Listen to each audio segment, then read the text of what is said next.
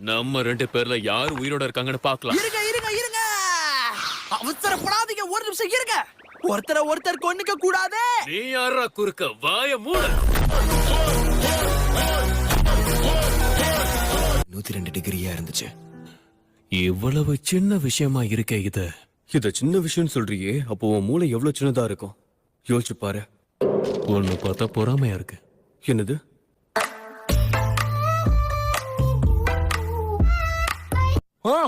மிட்சுரி எப்பயும் நிறைய சாப்பிடுவான்னு என்கிட்ட சொல்லிருக்கா. உண்மையா சொல்லணும்னா ரொம்ப விசித்திரமான பொண்ணுதான்.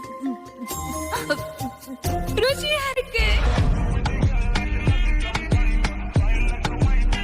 எனக்கு வாழ்க்கையே வெறுத்து போச்சு. எனக்கு ஏதாவது ஆயிடுச்சுன்னா அப்புறம் நான் என்ன பண்ணுவேன்? அப்புறம் தைரியத்தை வரவழைச்சுக்கிட்டேன். அதுவும் இல்லாம நான் இல்லனா நீங்களா என்ன பண்ணுவீங்க? அப்படிலாம் ஒண்ணும் கிடையாது. என்ன?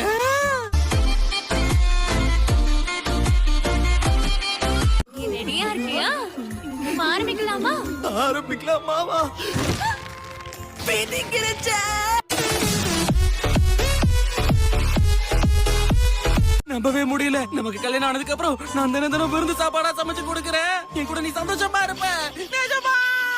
வரவேற்கிறேன் இனோஸ்கே.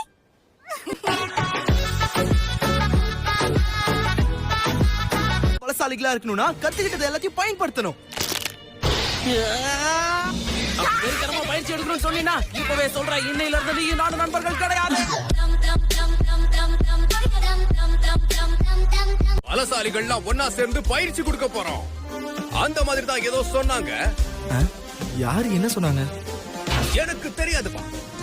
All my friends are toxic, all ambitionless, so rude and all.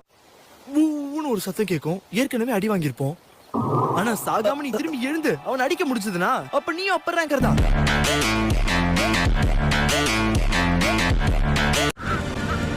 முடிவு பண்ணிக்க. ஒழுங்கா ட்ரைனிங்க்கு திரும்ப வந்து இல்ல என் கையாளைய செத்துடு.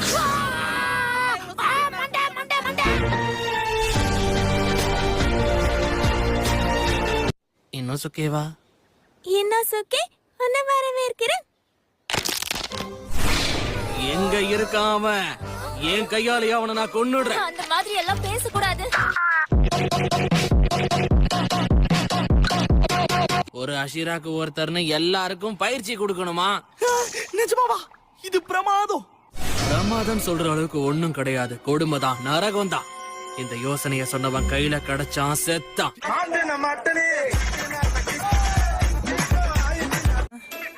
இனோஸ்கே இனோஸ்கே இனோஸ்கே இனோஸ்கே. இமோஸ்கே, இமோஸ்கே. முதலாளி இனோஸ்கே. முதலாளி இமோஸ்கே. இனோஸ்கே இனோஸ்கே இனோஸ்கே இனோஸ்கே.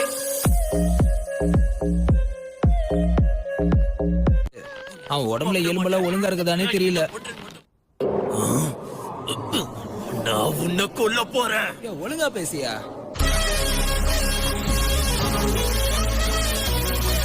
இந்த மாதிரிலாம் பேசி நீ என்ன சமாளிச்சிடலாம்னு நினைச்சல. நல்ல வேலை சிரிச்சு பேசுறோம்.